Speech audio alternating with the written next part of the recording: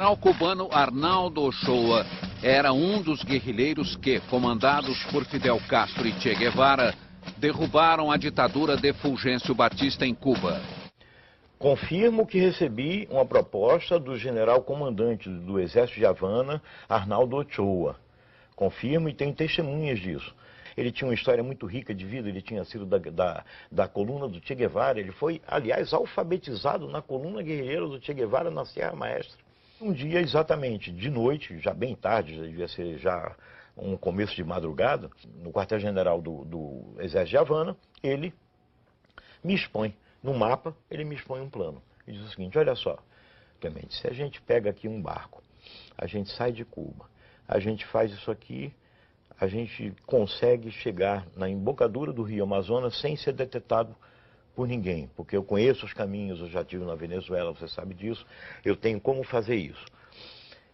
Esse barco, ele pode vir cheio com 100 combatentes cubanos, 100, uma centena de combatentes cubanos, armados até os dentes, sob o seu comando e o meu comando. Argel, Cuba, treinamento militar, 1 ano e meio. Não sei quanto tempo, mas fiquei o treinamento todo e fiquei esperando lá o passaporte falso da organização para poder sair de Cuba.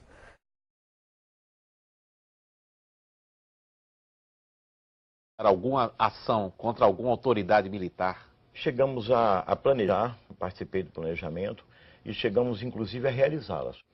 Ou o senhor nos acompanha ou a gente arranja uma solução, porque eles estão nos cercando, mas nós estamos lhes cercando. O general falou: não, aqui hoje ninguém vai morrer.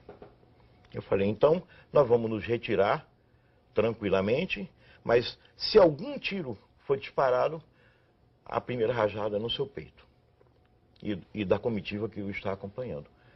Meu treinamento foi na Floresta da Tijuca. O João Lopes Salgado, que é ex-militar, treinou todo mundo. Pegou umas balas de INA, era a metralhadora que a gente usava, do Exército. A gente roubava nas guaritas, aqui no Leblon, entendeu? Era assim. Guerra é guerra. Há um episódio polêmico na história da luta armada. Os chamados justiçamentos cometidos por guerrilheiros contra companheiros que eram suspeitos de terem cometido traições. Você participou no dia 23 de março de 71 da execução de um militante da LN, Márcio Leite de Toledo, que defendia uma pausa na luta armada e foi considerado inconfiável. Você participou diretamente da execução, então? Essa é uma informação que até hoje eu não dei.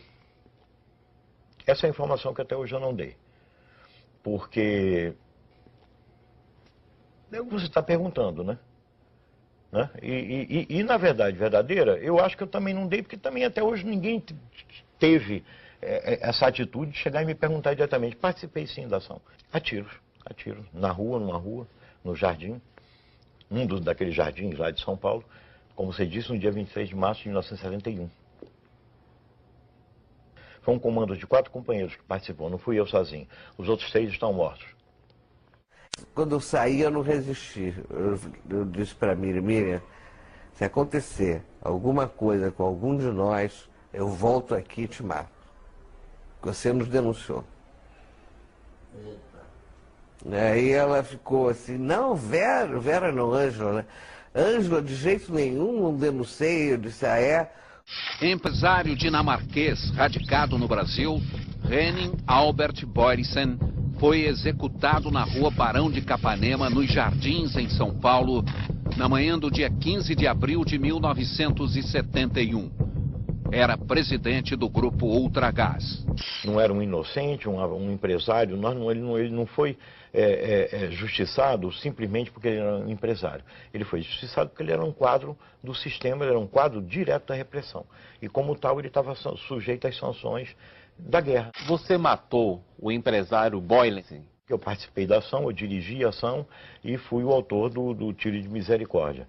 E pegou o dinheiro todo, o cara morava na Nacional Copacabana, a gente pegou dólar, ele tinha dólar que não era normal, escondido, joias e quadros, peças de arte, quadro de arte, a gente levou tudo. De 69, antes do sequestro do embaixador americano, a gente muda a linha. E quem escreve essa linha sou eu, e o Franklin Martins. Se os caras não aceitassem a troca, nós executaríamos ou não o embaixador? Essa pergunta foi feita para mim no CNMAR, no intervalo de duas sessões de porrada. Essa pergunta é babaca. Eu não tenho dúvida nenhuma. A decisão era de executar. Você pode chegar e dizer, podia na hora o cara tremer? Bom, mas a decisão era de executar. Isso eu não tenho nenhuma dúvida.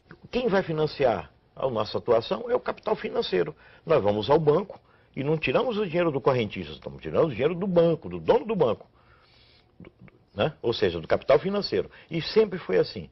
Nós assaltávamos bancos, expropriávamos o dinheiro dos bancos, expropriávamos o dinheiro dos carros pagadores. Além de ser companheiro da Dilma por esse tempo todo, nós identificávamos muito sempre, importante, gratificante, nós temos vivido muitos anos juntos, para praticarmos ações de expropriação, que nós chamávamos dos bancos. Nós íamos buscar dinheiro nos bancos, nós queríamos ter dinheiro para comprar armas. Fizemos ações em quartéis também, alguns quartéis, para pegar armas. Fazíamos ações também de caráter, vamos dizer assim, mais social. Como pegava um caminhão de carne, por exemplo, lá na Baixada Fluminense, e distribuímos aquela carne em favelas, uma coisa meio romântica. A gente fazia bastante essas ações, né? Mas era uma coisa assim meio idealista, mas fazia.